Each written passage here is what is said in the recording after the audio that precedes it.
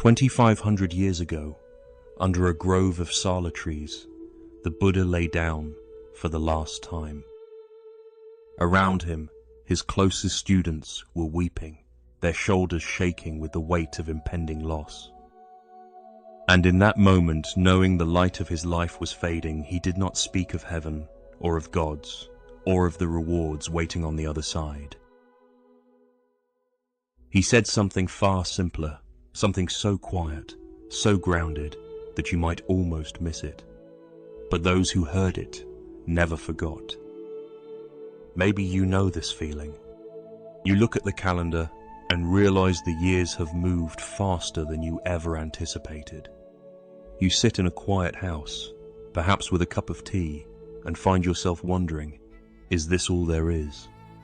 Or perhaps you are holding onto a memory, a role, or an identity that feels like it's slipping through your fingers, leaving you feeling untethered. If you know that quiet ache, that persistent sense that time is a river you cannot stop, this video is for you. Welcome to Buddha's path to peace. There is a heaviness that arrives in these years. It is not just about aging. It is about the subtle, quiet grief of realizing that the chapters of life we once thought would last forever are turning. You don't need to move on from this feeling. In fact, trying to push it away is exactly why it hurts so much. Society often tells you to keep busy, to stay young, to avoid the heavy thoughts. But you know better. You know that the deepest parts of your heart are not busy. They are reflective. You might feel a strange pressure to be happy all the time, or to look back at your past with a sense of complete fulfillment, when in reality, you feel a mix of gratitude and lingering what-ifs. Please know this. That is not a failure of character. That is simply the human condition. You are not broken because you feel the fragility of things. You are not losing your way because you feel the silence of the room. You are simply waking up to a truth that most people spend their entire lives running away from. You are not alone in this stillness. The Buddha, in those final moments, offered a concept that seems simple but holds the weight of a mountain. He called it Vayadhammā saṅkhārā. In English, it translates roughly to, all conditioned things are subject to change. Think of it like a beautiful sunset. When you watch the sky turn from gold to violet, you don't weep because the gold is fading. You don't try to grab the light and hold it in a jar, do you? You appreciate it exactly because it is fading. Its beauty is defined by its impermanence. Your life, your relationships, your health, your very identity, they are all like that sunset.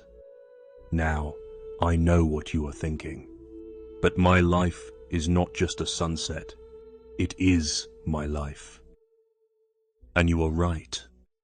But the teaching here has 3 layers that make it practical for your daily life. First, notice that struggle only arises when we try to freeze time.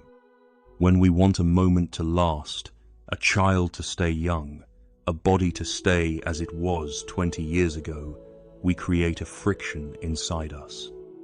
That friction is the source of our suffering. Second, this is not a gloomy teaching. It is actually a liberation. If nothing lasts, then no pain lasts either. Your current worry, your current physical discomfort, your current sense of uncertainty, it is also a conditioned thing. It is passing. Third, by accepting this, you stop living in the future, worrying about what's next, and you stop living in the past, regretting what is gone. You land firmly in the now. This is the only place where peace can actually grow. All conditioned things are impermanent. Work out your salvation with diligence.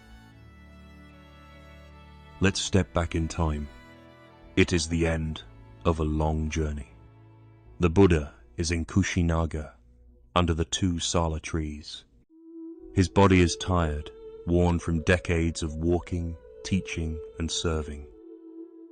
His favorite attendant, Ananda, is leaning against a doorframe nearby, hiding his face, sobbing uncontrollably. Ananda feels lost. He thinks, "Who will guide us when he is gone? We are not enlightened yet. We need him." The Buddha, even in his final hours, notices. He calls Ananda over. The air is thick with the scent of forest damp and the quiet of the evening. The Buddha doesn't offer a grand miracle. He doesn't promise to stay forever. He asks Ananda, "Have I not told you before, Ananda, that all things dear to us are subject to change, separation, and becoming otherwise?" Ananda stops his crying for a moment, looking into the eyes of his teacher. The Buddha continues, "It is impossible for anything that has been born, that has come into existence, not to decay." Then he turns his gaze to the other students gathered in the grove. He does not tell them to be strong. He tells them to be aware. He tells them that the greatest honor they can give him is not to mourn his loss, but to live the truth he taught. He says, "Be a light unto yourselves." And just like that, the scene fades. The forest is quiet. The great teacher closes his eyes, not with fear, not with attachment, but with a total, absolute acceptance. And what Ananda found in that moment, the realization that he didn't need to hold on to the form of his teacher, but could carry the wisdom in his own heart, is the exact thing you are looking for today. And you? What about you? Are you like Ananda, standing by the door, grieving the loss of things that have already passed? Are you holding on to the teacher, the version of yourself that could do more, or the version of your life that felt more certain? Most of us spend our later years in a state of quiet protest against the passage of time. We look at our photographs, our old journals, or the way our neighborhood has changed, and we feel a resistance. We feel that something has been taken away from us. But look closer at that feeling. Is it really that something has been taken away? Or is it that you are still trying to hold on to a season of your life that has already ended? The Buddha's lesson was not about dying. It was about living. If you accept that change is the nature of reality, you stop fighting the current of the river. You realize that this stage of life, this sunset period, has a beauty that your younger years never had. It has a wisdom, a softness, and a capacity for depth that only comes when you stop trying to build and start learning to be. Are you fighting the flow, or are you floating with it? Maybe you are asking yourself, if I let go of everything, what am I left with? That is a terrifying question, isn't it? It sounds like you are saying, if I let go, I am nothing. But that is the fear talking, not the truth. Grief, when it comes, is not a problem to be solved. Grief is just love with nowhere to go. And you are allowed to feel it. You are allowed to miss who you were. You are allowed to miss the people who are no longer sitting at your table. But there are 3 things your grief is trying to tell you, if you listen carefully. First, it is telling you that you have loved deeply. If you didn't love, you wouldn't grieve. Your sadness is proof of your capacity for connection. Second, it is telling you that you are still alive. The ability to feel pain is the ability to feel life itself. Don't numb it. Let it wash over you like the rain on the leaves. Third, It is telling you that you are changing. Just like the seasons, you are shedding an old version of yourself to make space for the new. You are allowed to be tired. You are allowed to be confused. You are allowed to just sit in the presence of your own life, exactly as it is. You are held in the arms of the universe, exactly as you are. Before we part ways today, I want to offer you a small practice. You don't need a meditation cushion. You don't need to change your clothes. Just find a place where you can be still for just a moment. Close your eyes, or just lower your gaze. Breathe in and feel the air entering your lungs. Breathe out and feel the release. Now, silently, repeat this mantra to yourself 3 times. This too is changing. This too is changing. This too is changing. When you feel a worry about your health, say it. This too is changing.